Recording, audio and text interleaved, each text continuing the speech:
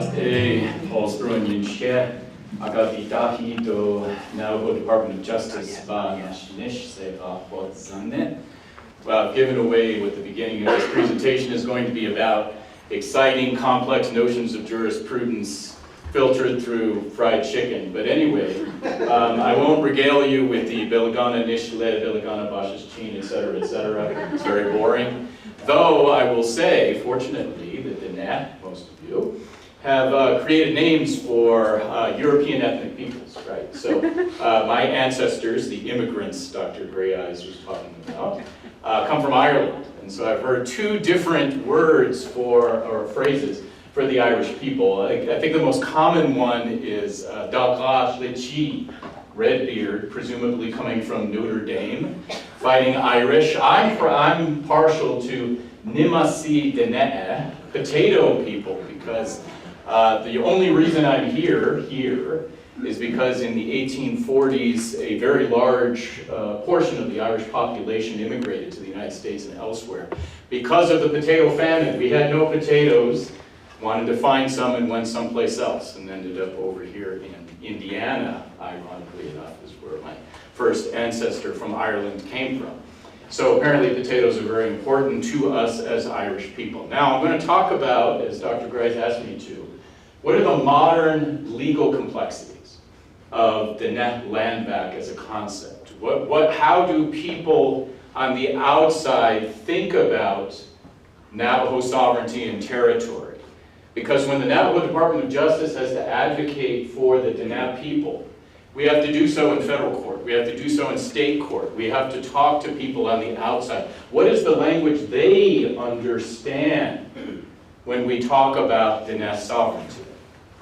So again, I could talk about very complex issues of jurisprudence, etc., which of course is all very exciting, but what I really want to talk about is, if this thing will work.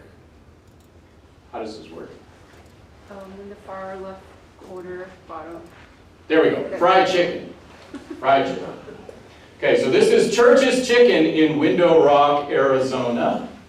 Now the Window Rock metro area is blessed, I guess, with having multiple options of fried chicken. You can go to Church's Chicken in Window Rock. You can see McDonald's reflecting off the window here. This is on tribal trust land within the reservation. It is leased by churches from the Navajo Nation, probably through a sublease for Navajo Shopping Center Incorporated, because it's in the parking lot of Bashas. Now, why do we care about this? Well, all the employees are Navajo. They are covered by Navajo employment law, the Navajo Preference and Employment Act, which means they get preference in hiring. But more importantly, they cannot be suspended or fired without just cause. They must be given written reasons for why they are being disciplined pursuant to Navajo law. The tax revenue, you will pay a sales tax, and look at your receipts. I do this kind of thing. Look at your receipts. You are paying Navajo sales tax, so the money goes to the Navajo Nation government. The health inspections as to whether the fryer is hot enough for your fried chicken or biscuits is done by the Indian Health Service, or the Office of Environmental Health of the Navajo Department of Health. Contrast that with, if this will work, I'm not good at this. I think you're right. Yeah, you got it. Yep. KFC, Kentucky Fried Chicken, San Benito, New Mexico. It is on fee land owned by a non-Indian. This place is so popular, this is the old KFC. If you have been by, you now know it is actually twice as large because they built a new KFC restaurant. You can go there and see what taxes you are paying. You are paying county sales tax. All the employees are Navajo, but they are under New Mexico employment law, which is an at-will jurisdiction, which means you can be fired for any reason at any time. The Navajo Nation government receives no funding whatsoever, no benefit financially from this KFC being right next to Window Rock, because it is considered to be within New Mexico jurisdiction. And so the question is how is that true? They're 1 mile apart, they're both fried chicken, they all have Navajo employees, but the law is so different. From the perspective of outsiders, this is what the San Benito Window Rock area looks like from jurisdictional perspective. So the reservation boundary is actually right here, a tiny bit in New Mexico. And then this is the main reservation. There's Window Rock. This is San Benito. And the color-coded what they're trying to tell you here, and you can actually go on the Bureau of Land Management's New Mexico website, and you can focus in different areas of New Mexico and see what they're trying to tell you. The orange means it's tribal land. The white means it is non-Indian owned fee land. The blue means it's state trust land owned by the state of New Mexico. And so San Benito is literally a border town. It is bordering the Navajo reservation. Where is the boundary in San Benito? If you've ever noticed driving through there, there is a fence line between a trailer park on one side and the Navajo oil and gas station, where Domino's Pizza is, on the other. But if you look carefully, you can see a major difference from one fence line to the other. Why? All the businesses are on the New Mexico side, except for the Navajo gas station. Subway, Lottaburger, Speedway, 2 different auto supply stores, but they are all within New Mexico legal jurisdiction. Now, breaking this down to an even more basic concept, hot Cheetos. The official snack of every reservation high school, including my daughter's high school, Window Rock High School. Now, why would I put this on here? These are identical. I stole this off the Target website, by the way. Let's just say the retail price, and usually it's printed on the bag, of course, is $5.99. Okay, fine. You go to Bash's in Window Rock, are you paying $5.99? No, you are paying $6.47 for this bag of hot Cheetos. Why is that? Navajo Nation has a 6% sales tax. However, it also has a 2% junk food tax, so-called. The official is healthy food tax. So you are paying 8% on this bag of hot Cheetos. Now you go to Safeway in Gallup. How much are you paying for that same bag of hot Cheetos? $5.99. Why? New Mexico does not tax groceries. There is no sales tax in New Mexico for food that you buy at the grocery store. So you can go some 20 miles and pay 47 cents more for the exact same bag of hot Cheetos. Now, why is that? From the perspective of outsiders, this is what the Gallup Window Rock area looks like from a jurisdictional perspective. That big white blob, or hole, or whatever you want to call it, is Gallup, New Mexico. This is I-40 going right through here. It is completely surrounded by Navajo land. And yet, it is completely outside Navajo legal jurisdiction. The Navajo Nation makes no tax revenue off of anything that goes on in Gallup. Anything that you can sell in Gallup that you cannot sell on the Navajo Nation, let's call it alcohol, now cannabis, and other things is completely regulated by the state. And yet, as we know, the vast majority of customers who are paying into the gross receipts in Gallup are Navajos coming off of Navajo lands. How did this happen? Where does this come from? Why is it we're in this situation? Well, of course, you got to go way back. And the prior speaker was talking about this, a very interesting brochure I would take from the Navajo Government Development. This is the Treaty of 1868. This is, of course, Bosque Redondo, Wendy.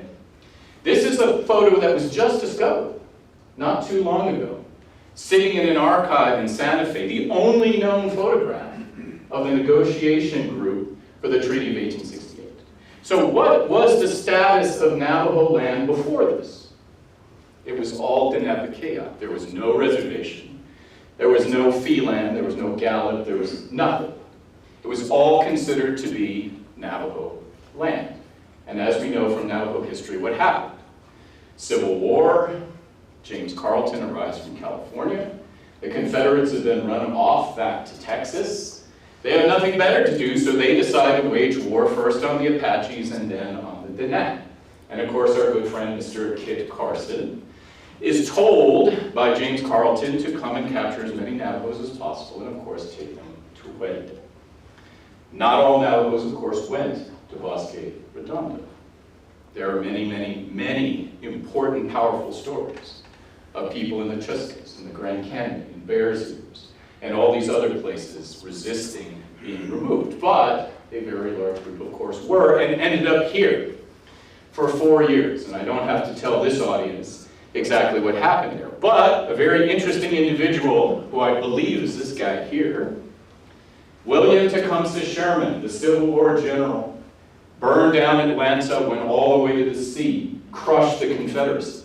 After the Civil War, he was appointed to the Peace Commission that Congress created to negotiate peace with the Western tribes, including the Navajo Nation. There was a very interesting directive in the congressional statute that created the Peace Commission that becomes relevant to our problem here. What it said is, we need to find out why the tribes are so angry at us. Okay. If that's unclear, then you got a real problem. But okay, fine, go find it. Oh, by the way, there's a railroad that's going to be built through these areas. So make sure when you treat with these tribes, you don't bother the railroad route. Whatever you do, make sure they're not in the way of the railroad. That's very interesting. They mentioned a particular route in the statute, from Albuquerque to Los Angeles. Who is the only tribe who was being negotiated with in the way of that railroad? The Diné, the Navajo Nation. We'll talk about Gallup and the railroad in a minute. But anyway, so this is the only known photograph. There's a Swedish immigrant who happened to be wandering by with a camera, who just happened to capture this particular image, named Valentin Wolfenstein. Now, there's some other interesting, bizarre story. There are actually white tourists. These are white women tourists who, for some reason, showed up and were hanging around at Bosque Redondo when they were negotiating the treaty, who got in the picture. Just fascinating stuff. Anyway, why do we care? Now, this is, of course, as if you've spent any time, Mr. Smith, Chief Justice Yazzie, in the Nomination Council, there is a chair for the Department of Justice just below the Speaker, below the Office of Legislative Counsel. But if you're looking from that chair to the back to the exit, while they're talking about amendment to the amendments and question of privilege, et cetera, et cetera, et cetera, and I'm, zoning out, you can see this, and this is a depiction of an important piece of Navajo oral history that does not show up in the official transcript of the negotiation of the treaty. When you read the official transcript, it's General Sherman supposedly talking to Barboncito. Okay, fine. However, there was advocacy by Navajo women specifically on the side in between the formal meetings, where the Navajo women, and that's Sherman, he's either embarrassed or sunburned. It's sort of unclear why he's looking so red. But anyway, and they told him in no uncertain terms, we are going back to the Nihikeyah. We are not going where you want us to go. Because when you read the transcript of the treaty, his first opening words are, we've got this great place for you. It's wonderful. It's stupendous. You'll love it. What was he talking about? Oklahoma. Right. He wanted the Navajos to go to Indian Territory, which became Oklahoma. What the Navajos didn't know, when you read the transcripts of the Peace Commission meetings, he had already sent a federal representative to Oklahoma to scout out the area he thought the Navajos would go. They actually talked to the Cherokees and said, don't worry about those Navajos, they're fine. They won't bother you, they're not wild, it's okay. So he had a plan when he showed up to Bosque Redondo that the Navajos were just going to go, okay, sure, that's fine, we'll go to Oklahoma, no problem. However, that didn't happen. And as there's a number of discussions in the Navajo Supreme Court, particularly as drafted by Chief Justice Herb Yazzie, about the Navajo perspective in negotiating the treaty and how important it was under the worst circumstances you could possibly imagine that they negotiated coming back to Navajo homeland. It's one of the only tribes in United States history to actually get the United States to send them back to their original Aboriginal territory. This is, of course, the signature page of the Navajo Treaty. And as most of you know, only one Navajo actually signed his name, Delgadito right here. Everybody else marked it by an X. Now, what did the treaty say about the land they were going back to? The original treaty reservation. What was that area? Well, we think of the Navajo Nation or the Navajo Reservation right now as looking like this.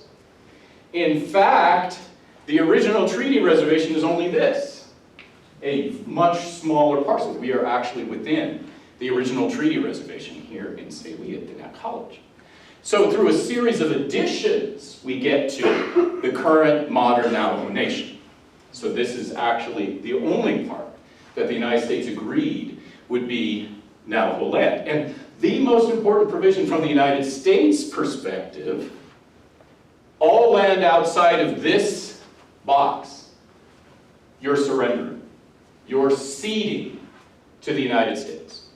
And you are going to stay in that box unless you're hunting.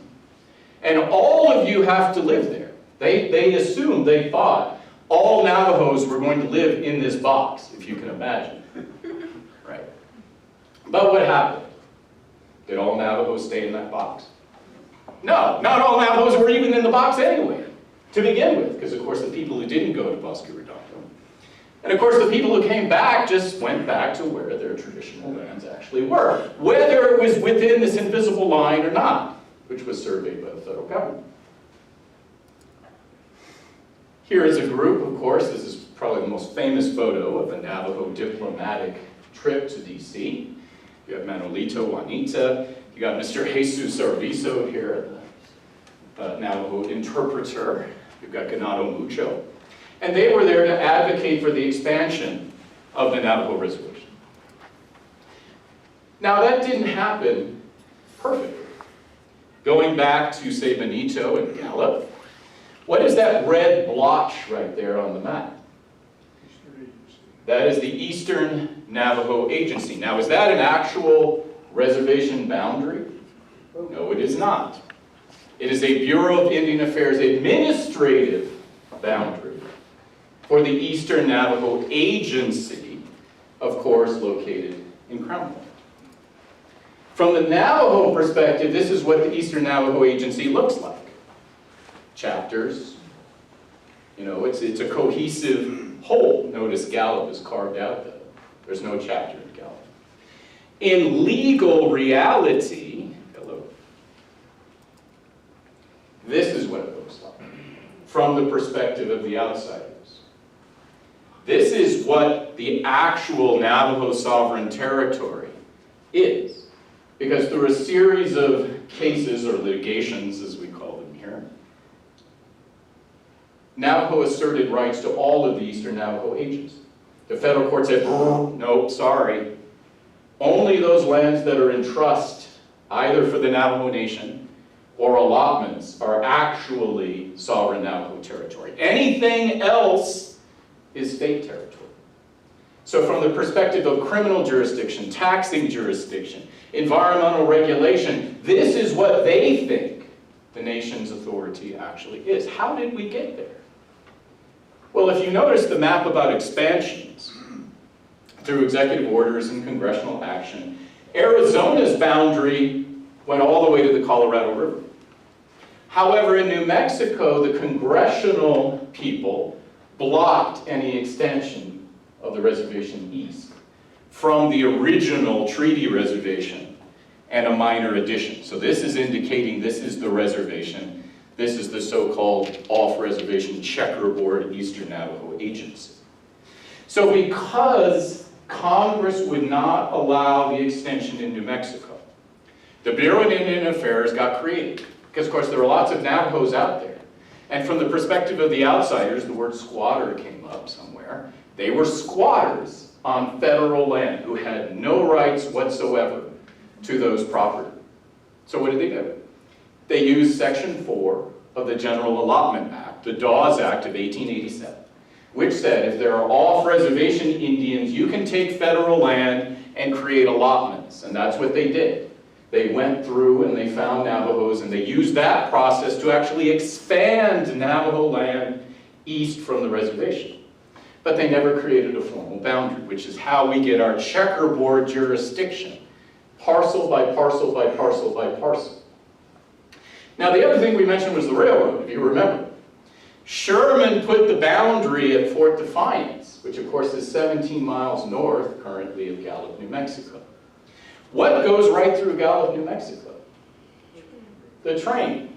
If you've ever been on one side and you get the single train, the double train, or the rare but deadly triple train. There's actually 3 tracks, which I only found out because there were 3 trains sitting right there on 2nd Street for an hour.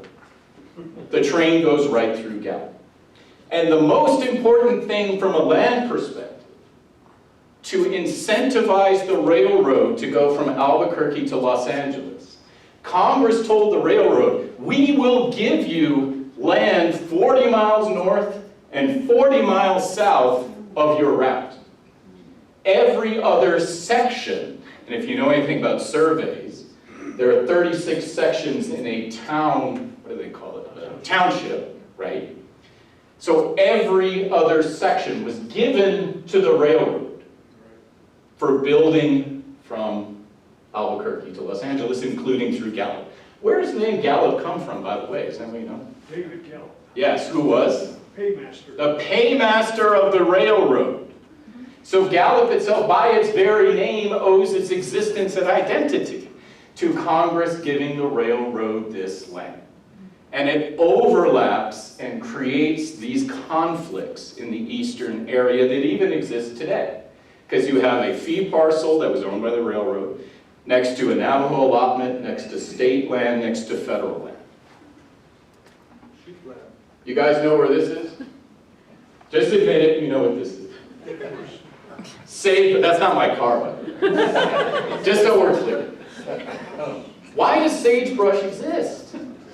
It is on the road between Hathathli, I know it's a mispronunciation, and Window Rock. How is it allowed to exist and openly and notoriously sell alcohol? 99.9% of their customers, I will not admit or deny whether I purchased a product there, are Navajos. I'm just kidding. But it's sitting in the middle of a Navajo chapter. Because it is non-Indian owned fee land in the checkerboard, so it can operate in defiance of Navajo law. By the way, can you buy and sell alcohol in the Navajo Nation? Yes. Only where? Casinos. The casinos, because they have an exemption from the Navajo Nation Council. Anybody else, you cannot possess one single can of beer under Navajo law. However, sagebrush is allowed to operate openly and notoriously. We know there's some by Vanderwagen, there's one by Smith Lake, because of the checkerboard nature of the Eastern Navajo Agency. And of course, there's Gallup with our little railroad, Amtrak, honk, honk, right? So now we know why the railroad is so important to Gallup and how it creates checkerboard. How do we deal with this on a practical level? Let's say criminal jurisdiction, because any land within the state of New Mexico that is outside of the Navajo Nation, the nation can't police it. You can't arrest anybody, you can't prosecute anybody, because it's outside of our legal jurisdiction. The state has no jurisdiction on the Navajo Nation when it comes to Indians, cross-commission agreements. So if you're driving in the middle of the night, I know Mr. Smith, you were a police officer in a past life, 2 o'clock in the morning, right there on Highway 264, someone jumps the fence. They were in state jurisdiction, now they're in tribal jurisdiction. If they run really fast, they're back in state jurisdiction. You do cross-commission agreements. If you've ever been to the movie theater in Gallup, you may remember about 5 years ago, they had a little preview before the movie. It's late at night. You've had a few, right? That one about DWI. No jurisdictional boundaries. What are they attempting to communicate? That now you cannot say I'm in Navajo jurisdiction or state jurisdiction because the police departments are working together to create cross-commission agreements to deal with this problem. Now, here's another area of contestation, and it was mentioned before, Dr. Greyeyes talked about this. And this is, of course, the so-called partitioned 1882 Executive Order Reservation. And of course, this is a very significant event in Navajo history. And of course, Dr. Greyeyes talked about it a little bit, I'll repeat a little bit of it. The president used to have the power to create executive orders out of federal land. And this is, of course, outside of the 1868 reservation. So President Chester A. Arthur, in his infinite wisdom, issued an executive order, and I believe you called it the Moki. I don't know how you pronounce that word, but anyway, a reservation. And some people think of it as the Hopi Reservation, but in fact, as Dr. Greyeyes mentioned, it's the reservation with the Hopi and any other Indians. The Secretary of Interior, and I forget what the term is, it's not tolerate, but it's something like that. You know, oh yeah, whoever else lives there, sure, no problem. Yeah. And of course, that created our land dispute partition problem we still deal with today. Why? Well, Congress authorized the nation to sue Hopi and Hopi sue the nation to quiet title to lands within the 1882 reservation, and that's exactly what they did, and they went to federal court. And involuntarily, eventually, because the tribes would not agree, the court split them apart and said, this is Hopi land, this is Navajo land. Well, wait a minute. If you're a Navajo who's now on the wrong side, what happens to you? As Mr. Smith knows very well from the Hathathli, you're relocated. Of course, there are some still living there and resisting this, but then there are many others who were, in fact, relocated. So you create these lines of the Hopi reservation versus the Navajo reservation within this joint use area. And as Dr. Greyeyes mentioned originally, that little gray, I don't even know what shape that is, was the exclusive Hopi, what is it, District 6, I think they call it? Yeah. And then eventually it became Hopi, and then the other side became Navajo. So was that the end of the story? No, it was not. Thank you. What is this thing? The Bennett Freeze. Of course. Boo, the Bennett Freeze. Who was Bennett, by the way? Robert Bennett. Robert Bennett, the Commissioner of Indian Affairs. Talk about federal oversight over something. He decided, I'm going to stop development in this area until you agree, Hopi and Navajo, how you're going to divide up the land. You can't build, you can't repair, you can't develop, you can't do anything unless you're in Tuba City. We'll exempt Tuba City. And it's interesting because the boundary lines are the 1882 reservation, but this is outside the 1882 reservation. Why is that? Well, there was a land dispute about the 1934 extension of the Navajo reservation. Because what is in the middle? Monkopi, which was not included in the partition. The Hopi village right across the street. If you've ever spent time in Tuba City, you know Hopi and Navajo are literally across the street from each other. There's actually two McDonald's in the Tuba City area. The Navajo McDonald's and the Hopi McDonald's. The Hopi one's nicer, shinier, newer, but still. Why is that? Because there's Hopi and Navajo right across the street from each other. How did that happen? Because of this. Because from 1966 to 2009, the Bennett Freeze existed. What finally lifted the freeze? Navajo and Hopi entered into an intergovernmental compact. And what did it allow the Hopis to do? Gather eaglets on Navajo land. It created the right of Hopis to come on to Navajo Trust land and gather the eagles that they used for their religious ceremonies.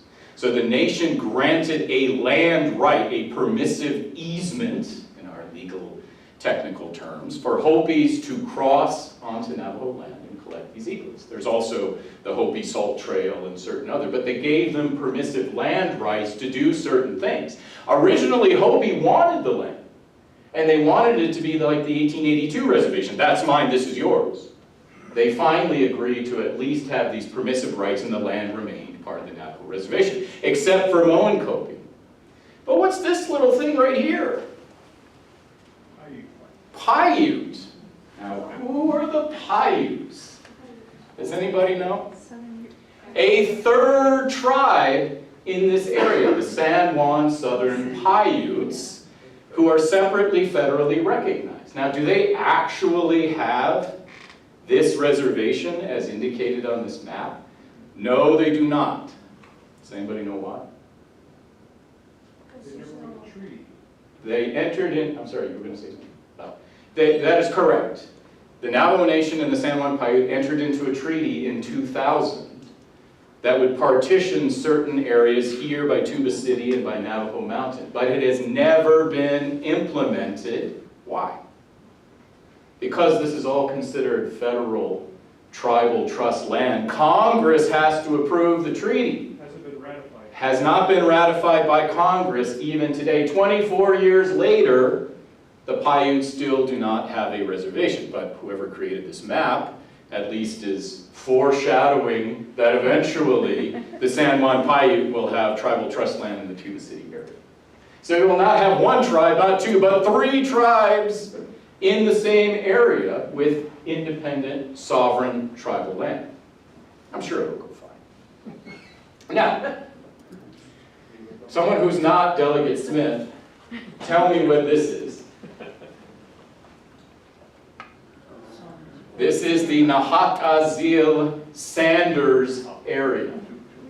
This is stolen, borrowed, from the Arizona Bureau of Land Management. They have actually very interesting mapping software.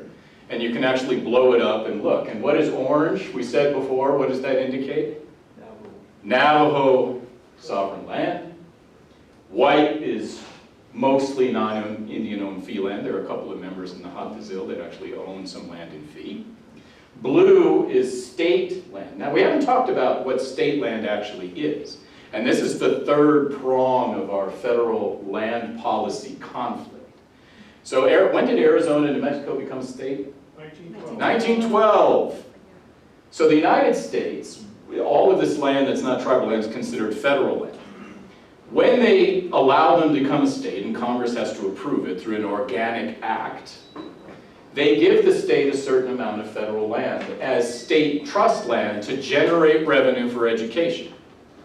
So those blue parcels are lands the United States, through Congress, gave the state of Arizona as statehood. So this is true in Eastern Navajo as well. There's lots of state trust parcels as well that create the checkerboard. Now, does this look like a manageable situation from a land management jurisdictional perspective? I always think the Navajo Nation's like biting Sanders, because it looks kind of like, an animal with teeth, like that. And this is I-40, by the way. By the way, Delegate Smith, what also goes through that area? Railroad. The railroad. If you've noticed, there are giant silos right along the railroad. What are they loading on the train cars? Sand. Sand. Where are they getting the sand from? Underneath Hathathli. Now, how did that happen? Now, up until now, we've talked about one-dimensional surface control, right? So who has jurisdiction on the surface? But particularly in the West, land management is 3-dimensional. Why is that? Minerals. There are mineral rights separate from surface rights. Where did the mineral rights and surface rights come from in this area originally? Railroad. The railroad. Why? Because Congress gave them the land to build the transcontinental railroad. Who are the people from Hathathli? Where are they originally from? JUA. They are relocatees from the joint use area. Hathathli was only added in the 1970s pursuant to the Navajo Hopi Settlement Act of 1974. And the surface was added on to the Navajo reservation. That's what the statute said. So the surface is held in trust for the Navajo Nation. However, did they acquire the mineral rights underneath the surface? No, they did not. The railroad continues to own the minerals underneath Hathathli. Hathathli was acquired from non-Indian ranchers. The Bureau of Land Management bought those parcels, they exchanged it for other federal land. It's interesting because the railroad sued the Bureau of Land Management. And their argument was, whoa, hold on a second. If you're going to acquire land, you need to acquire the whole land. You need to buy our mineral rights. And BLM said, thanks, but no thanks. So there is an actual written opinion, which is fascinating stuff for our purposes. And it's from the Interior Board of Land Appeals, which is an administrative tribunal in the Department of Interior. the administrative law judge said, you know what, this looks like a problem. This seems like this is going to cause some real complex issues, but anyway, it's not my problem. Someone will have to deal with it in the future. Because the statute doesn't require the BLM to acquire the minerals. It only says they are acquiring the surface. Why? What did he say? I assume it was he at the time. Well, this was for relocation. The purpose was housing. The purpose wasn't to create economic development for these people. It's to give them housing. So they don't have to acquire the mineral estate. And that's where we are today in 2024. You may have seen in the paper that there is a helium project in the Hathathli. There's also, as we have indicated, a frac sand project, a very large frac sand project underneath the Hathathli. Now, what can the Navajo Nation or the chapter do about it? Not very much. Why? SOPA. I'm sorry? SOPA? What's SOPA? Surface Owners Protection Act. Yeah. Now, that's one possible way of dealing with it. But let's just say from the legal title to the land point of view, can they do anything about it? No. Why? The surface estate is subordinate to the mineral estate. Right. And this is true under Western mining law. And it basically says we like mining more than we like people on the surface. So you surface dwellers, when you get a deed and they show up and drill and tear apart your land, that's the deal you made when you severed the mineral estate from the surface estate. So all the nation in the chapter, other than this possibility, is force them to enter into a surface use agreement, which may generate some revenue, which does reclamation requirements and tells them things that they have to do to fix it. But can they block it? Now we're talking as a matter of law. And I will admit, as an attorney, sometimes we think that's everything. That's the world. The law is the greatest thing ever. If it's not legal, then don't worry about it. So I'm telling you from the legal perspective, this situation, the relocatees were treated badly yet again. Because then they were relocated, and then they were said, oh, guess what? There's mineral rights underneath the land, and they're superior to your rights, so, oh well, what are you going to do about it? Now, one other area of contestation, how much time do I have left, Dr. Greyeyes? 4 more minutes. Oh, wow. I'm actually way ahead of schedule. This is my last slide. Cool. I'll just ramble on for another 4 minutes then. Anyway, what is this? This is Rama Navajo. We haven't even talked about the satellites. This is what Rama Navajo looks like from a land jurisdiction perspective. Now I notice on the Google map someone was using, it calls it the Rama Navajo Indian Reservation. Are there actual formal reservation boundaries? No, there are not. Why? It's checkerboarded, acquired at various times with blocks of land.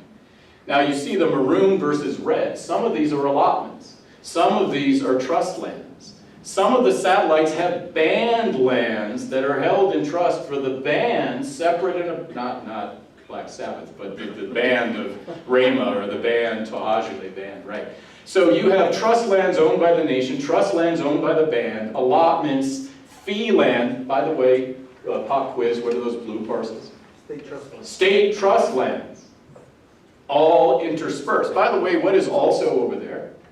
The town of Rama, which is an old Mormon town held in trust, not in trust, in fee, dating back to the mid-19th century when Mormons spread out from Utah. And of course, many of the border towns around the Navajo Nation originate from Mormons who came, Bluff, etc., down from Salt Lake and interspersed, creating these land jurisdiction problems. Now, let's just say, and we'll end this with some practical effects of all this.